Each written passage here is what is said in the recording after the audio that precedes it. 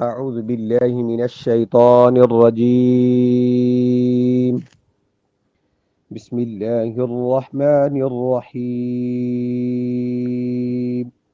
الحمد لله رب العالمين الرحمن الرحيم مالك يوم الدين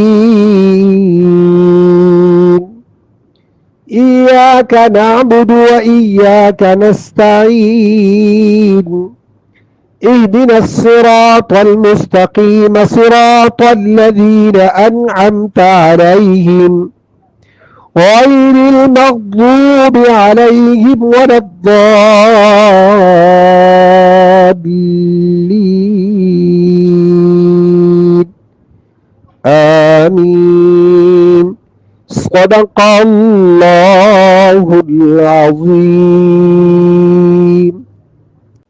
سب سے پہلے جب سورت شروع کرتے ہیں تو بسم اللہ پڑھتے ہیں. کل بسم اللہ کے متعلق تھوڑی سی بات کی تھی کہ حضرت عثمان رضی اللہ تعالی عنہ نے حضور صلی اللہ علیہ وسلم سے سوال کیا بسم اللہ کے متعلق، تو آپ صلی اللہ علیہ وسلم نے یہ جواب دیا کہ یہ اللہ تعالیٰ کا نام ہے اور اللہ تعالیٰ کے بڑے ناموں میں سے یہ انتہائی قریب ہے، ایسے قریب ہے جیسا کہ آنکھ کی سیاہی اور سفیدی قریب ہے.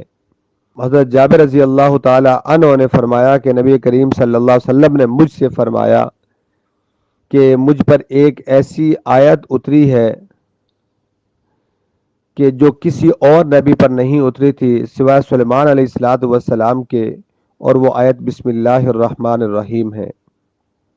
حضرت ابن مسعود رضی اللہ تعالی عنہ فرماتے ہیں کہ بسم اللہ کے 19 حروف ہیں، دروغ بھی 19 ہیں، تو ہر حرف جو ہے ایک دروغے سے بچائے گا، بچنے کا سبب بن جائے گا. تو گویا کہ بسم اللہ جو ہے جہنم سے نجات دلانے والی ہے. ایک اور حدیث ہے کہ جو کام بسم اللہ سے نہ شروع کیا جائے اس میں برکت نہیں ہوتی. کام کرتا ہے کیا اس کے اندر بھی بسم اللہ پڑھنی چاہیے؟ تو بالکل نہیں، ایسے گناہ ہے. ایک اور ہے کہ مشہور ہے کہ آدمی دوائی دے رہا ہے بچے کو، بچی کو، بڑوں کو، چھوٹوں کو، کیا بسم اللہ پڑھے؟ تو بالکل بسم اللہ پڑھنی چاہیے. بسم اللہ اس وقت اس وجہ سے پڑھتے ہیں کہ اللہ اس کو شفا دے دے. یہ برکت، یہ مطلب نہیں ہوتا کہ دوائی کے اندر برکت پیدا ہو جائے، بلکہ کیا ہو اللہ اس کو شفا دے دے. اس کے بعد شروع کرتے ہیں ہم آج سورت بسم اللہ الرحمن الرحیم. سورت الفاتحہ، فاتحہ کا مطلب افتتاح ہوتا ہے. اس سورت سے قرآن کی ابتدا ہوتی ہے، اس لیے اس کو فاتحہ کہا جاتا ہے. اور ایک نام اس کا شفا بھی ہے. شفا کا مطلب صحت تندرستی ہوتی ہے. جو آدمی اس سورت کو پڑھ کے کسی پر دم کرے انشاءاللہ اللہ تعالیٰ اس کو شفا عطا فرمائیں گے. اس کے بعد مکیہ، سورۃ الفاتحہ مکیہ. مکی جو ہے میں نے بتا دی، اس کی چند صورتیں پہلے لیکچر میں نے بتا دیا تھا کہ جو مکی وہ صورتیں ان کو کہا جاتا ہے کہ جو ہجرت سے پہلے نازل ہوں، خواہ وہ ہجرت والے راستے میں نازل ہوئی ہوں، مدینہ پہنچنے سے پہلے تو ان کو مکی کہا جاتا ہے. اور مدنی صورتیں وہ ہوتی ہیں کہ جو ہجرت کے بعد نازل ہوں، خواہ وہ مکہ میں ہی کیوں نازل نہ ہوئی ہوں، ان کو مدنی صورتیں کہا جاتا ہے. جیسے کہ فتح مکہ کے موقع پر مکہ شہر کے اندر کچھ آیتیں نازل ہوئیں، لیکن ہم ان کو مدنی کہتے ہیں کیونکہ وہ ہجرت کے بعد نازل ہوئی ہیں. اس لیے بعض لوگوں کا یہ کانسیپٹ بنا ہوا ہے کہ مکی صورتیں جو مکہ میں نازل ہوئی، مدنی صورتیں جو مدینہ میں نازل ہوئی، تو ایسا بالکل نہیں ہے. اور اس کے بعد پھر یہ سوال پیدا ہوتا ہے کہ قرآن جو ہے یہ 23 سال کے عرصے میں نازل ہوا، اس کی کیا وجہ ہے؟ جیسے تورات حضرت موسیٰ علیہ السلام کو ایک دم دے دی گئی تھی، تو ایک دم قرآن کیوں نہیں دیا گیا؟ اس کا جواب یہ ہے، قرآن مجید جو ہے اس کے اندر بہت سارے احکامات ہیں، تو اگر ایک ہی مرتبہ نازل کیا جاتا تو تمام احکام کی پابندی فوراً لازم ہو جاتی، اور یہ ایک مشکل کام تھا. تو شریعت محمدی میں اللہ تعالی نے آہستہ آہستہ سارے کاموں کا حکم دیا ہے، سارے احکامات کا حکم دیا ہے، بتدریج انسان کو سیکھنے کا اس سے موقع ملتا ہے، جو کام آہستہ آہستہ کیا جائے۔ اسی طرح اللہ تعالیٰ نے آسمان اور زمین کو 6 دنوں میں پیدا کیا، فی ستۃ ایام۔ تو اللہ تعالیٰ لفظ کن کہہ کر، بلکہ اس کے بھی محتاج نہیں، وہ پیدا کر سکتے تھے، لیکن یہ 6 دنوں میں بنانا، یہ انسان کو بتانا مقصود تھا کہ ہر کام جو ہے آہستہ آہستہ ہوتا ہے اور اپنی منزل مقصود تک پہنچتا ہے۔ سورۃ فاتحہ کا الحمدللہ رب العالمین۔ الحمد کسے کہتے ہیں؟ حمد کا مطلب ہوتا ہے تعریف، للہ کا مطلب اللہ کے لیے، للہ کا مطلب کیا ہے؟ اللہ کے لیے۔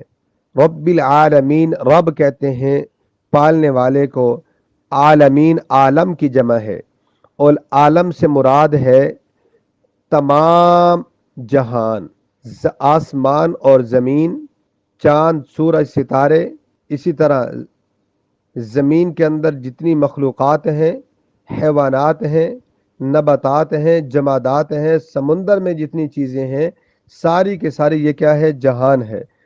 تو ایک صحابی رضی اللہ تعالیٰ عنہ فرماتے ہیں، یہ تمام مشرق سے مغرب تک یہ سارا ایک ہی جہان ہے، اور ٹوٹل وہ جہان بتاتے ہیں، تقریباً وہ بتاتے ہیں کہ 40,000 جہان ہیں۔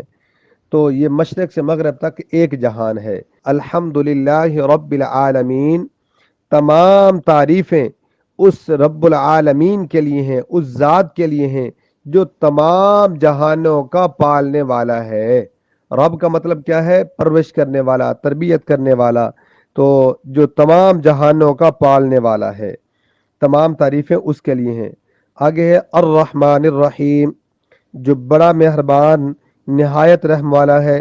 الرحمن الرحیم، الرحمن جو ہے اس میں مبالغہ کا صیغہ ہے، مبالغہ زیادہ ہے، یعنی جو اس کی مانتا ہے، جو نہیں مانتا، دونوں پر وہ رحم کرتا ہے، اور قیامت کے دن بھی جو مانے گا اس پر رحم کرے گا۔ تو رحیم اس کا تعلق صرف آخرت کے ساتھ ہے کہ جو جس نے مانا صرف اسی پر رحم کرے گا، جس نے نہیں مانا اس پہ رحم نہیں کرے گا۔ تو الرحمن اس کا تعلق دونوں کے ساتھ ہے، دنیا آخرت کے ساتھ، یعنی جو مانتا ہے اس پر بھی رحم کرتا ہے، جو نہیں مانتا اس پر بھی رحم کرتا ہے۔ کہتے ہیں نا کہ رب تو موسیٰ علیہ السلام کا بھی ہے، لیکن فرعون کا بھی رزق بند نہیں کرتا۔ فرعون نے کتنے ظلم و زیادتی کی، اللہ تعالیٰ نے اس کا رزق بھی بند نہیں کیا۔ اسی طرح انسان اللہ تعالیٰ کی کتنی نافرمانی کرتا ہے، لیکن اللہ تعالیٰ اس پر بھی رزق بند نہیں کرتا۔ جی، اس کے بعد ہے الرحمن الرحیم، جو بڑا مہربان نہایت رحم والا ہے۔ نیکسٹ ہے مالک یوم الدین۔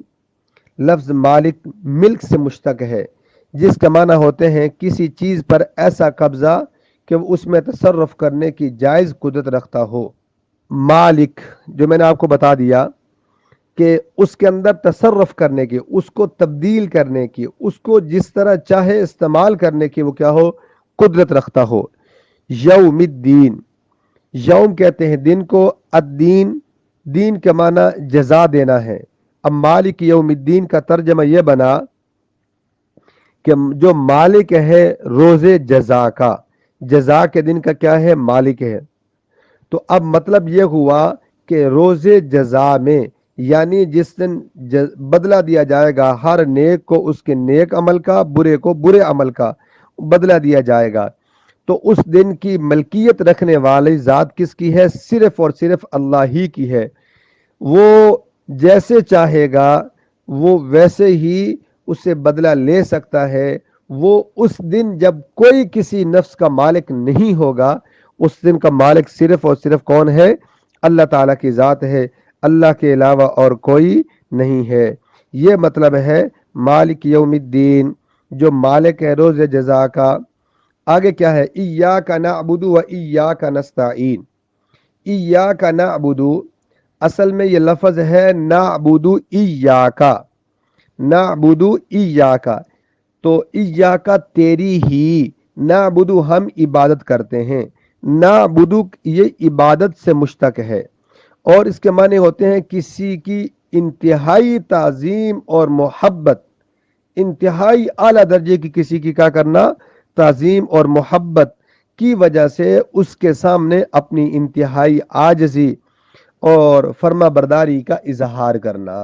اس کی اعلیٰ شان، اور ہم اپنی عاجزی اور انکساری کے ساتھ، ظاہر ہے کہ جب انسان نماز میں ہوتا ہے کیسے رکوع کر رہا ہوتا ہے، سب سے انسان کی اسٹیٹس والی، عزت والی جو پیشانی ہوتی ہے وہ اس کے سامنے رکھ دیتا ہے۔ اور نستعین، نستعین استعانت سے مشتق ہے اور اس کے معنی ہوتے ہیں کسی سے مدد مانگنا۔ اب آیت کا ترجمہ یہ ہوا کہ ایاک نعبد و ایاک نستعین، کہ ہم تیری ہی عبادت کرتے ہیں اور صرف تجھ ہی سے مدد مانگتے ہیں۔ اب ایاک نعبد و ایاک، اب ہونا تو یہ چاہیے تھا کہ نعبد ایاک و نستعین ایاک، لیکن ایاک پہلے ذکر کیا حصر کے فائدے کے لیے کہ اے اللہ ہم تیری ہی عبادت کرتے ہیں اور تجھ ہی سے مدد مانگتے ہیں، تیرے علاوہ ہم کسی سے مدد نہیں مانگتے۔ اہدنا الصراط المستقیم صراط الذین انعمت علیہم، آخر میں شروع میں کچھ اللہ تعالیٰ کی صفات کا بیان تھا، اب بندے کا مانگنے کا اللہ نے طریقہ بتایا، وہ کیا چیز ہے، کیا فرمایا کہ اہدنا الصراط المستقیم، اہدی چلا تو ہمیں، الصراط راستہ، المستقیم سیدھا، کہ بتلا ہمیں سیدھا راستہ۔ کون سا سیدھا راستہ؟ آگے خود اس کی ڈیفینیشن بیان کر دی کہ صراط الذین انعمت علیہم، صراط راستہ، الذین ان لوگوں کا، انعمت جن پر تو نے انعام کیا، جن پر تو نے کیا کیا؟ انعمت تو نے انعام کیا، علیہم جن پر، کہ جن پر تو نے انعام کیا یا اللہ ہمیں ان کے راستے پر چلا۔ آگے غیر المغضوب علیہم ولا الضالین، غیر المغضوبی، غیر نہ کہ مغضوب ان لوگوں کے راستے پر جن پر تیرا غضب کیا گیا، ولا الضالین اور نہ گمراہوں کے راستے پر، یعنی جو راستے سے ہٹ گئے ہمیں ان کے راستے سے بھی نہ چلانا۔ تو کیا ہے اہدنا الصراط المستقیم؟ ہدایت۔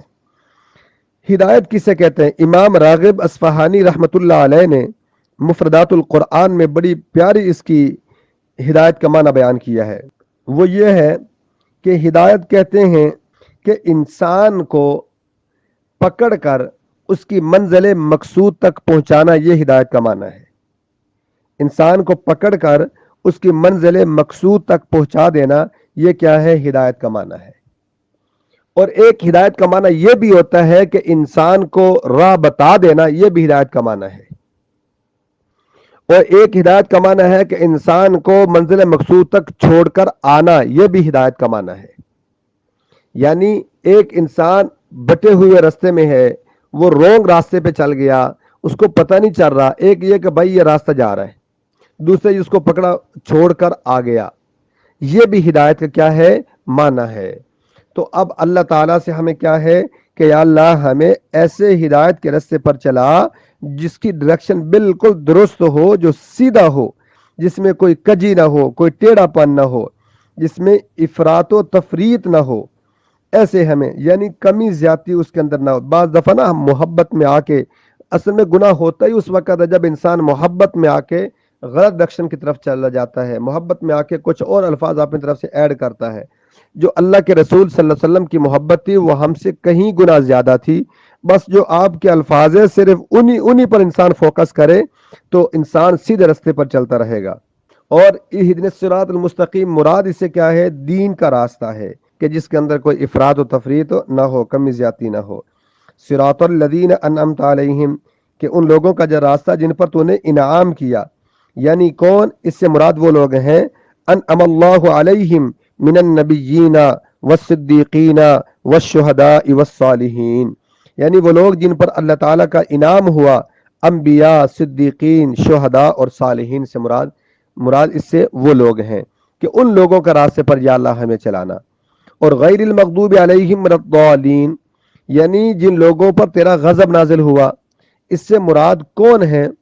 اس سے مراد وہ لوگ ہیں جو دین کے احکام کو جاننے پہچاننے کے باوجود اس میں شرارتیں کرتے ہیں اور اپنی خواہشات کو اس میں لے کے آتے ہیں۔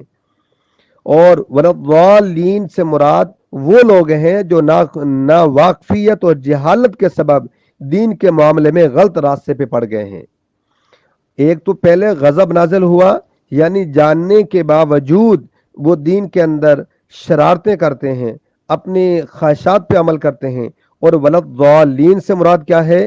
جو جہالت کی وجہ سے، ناواقفیت کے سبب دین کے معاملے میں غلط راستے پہ پڑ گئے ہیں، ان سے مراد وہ لوگ ہیں۔ اور آمین کیوں کہتے ہیں؟ آمین کا مطلب ہوتا ہے قبول کر، کہ یا اللہ جو دعائیں ہم نے کی ہیں ان کو قبول فرما لے۔ اصل میں سورۃ الفاتحہ جو ہے مکمل کی مکمل ایک دعا ہے، بڑی بہترین جامع دعا ہے۔ تو اس لیے انسان ان کے ترجمے پہ غور کر لے کہ جو انسان کہہ رہا ہے، بڑی بڑی کمال کی دعا اللہ تعالیٰ سے یہ مانگ رہا ہوتا ہے نماز میں، اور پھر آمین کہتا ہے، اور پھر نماز کے بعد پھر شرک بدعات رسم و رواج میں لگ جائے تو بدبخت ہے، اس کی بدبختی ہے، اور کیا کہہ سکتے ہیں۔ اور نماز میں ہم کہتے ہیں کہ ایاک نعبد، یا اللہ ہم تیری ہی عبادت کرتے ہیں، تجھ ہی سے مدد مانگتے ہیں، اور نماز کے علاوہ ہم کسی اور کے سامنے سجدہ ریز ہوں تو بدقسمتی ہے، اور کیا کہہ سکتا ہوں۔ اس کے علاوہ آمین اونچی کہنی چاہیے یا آہستہ کہنی چاہیے، بعض کے نزدیک اونچی ہے، بعض کے نزدیک آہستہ کہنی چاہیے۔ اور اسی طرح بسم اللہ جو ہے شروع میں، یہ سورہ فاتحہ کا جز ہے یا نہیں ہے، تو اس میں اختلاف ہے، تو اختلافی بات ہم کرتے نہیں ہیں۔ بہرحال جو اونچی کہے وہ اپنی جگہ درست ہے، جو آہستہ کہے وہ اپنی جگہ درست ہے۔ اور اسی طریقے سے جو بسم اللہ اونچی آواز میں اور آہستہ آواز میں، ہر ایک کے پاس دلائل ہیں، ہر ایک اپنی اپنی جگہ پہ رائٹ ہے، وہ بیان کرنے کی ضرورت نہیں ہے۔ اللہ تعالیٰ جو کچھ کہا ہے سن رہے ہیں آپ، سنیں گے، اللہ اس کو قبول فرما لے اور ہمارے لیے بخشش کا ذریعہ بنا دے۔ اگر کوئی مسٹیک ہو جاتی ہے اللہ تعالیٰ وہ معاف فرما دے، اور اس یہ بیان کرنا سننا ہماری بخشش کا ذریعہ بنا دے۔ وآخر دعوانا ان الحمد للہ رب العالمین۔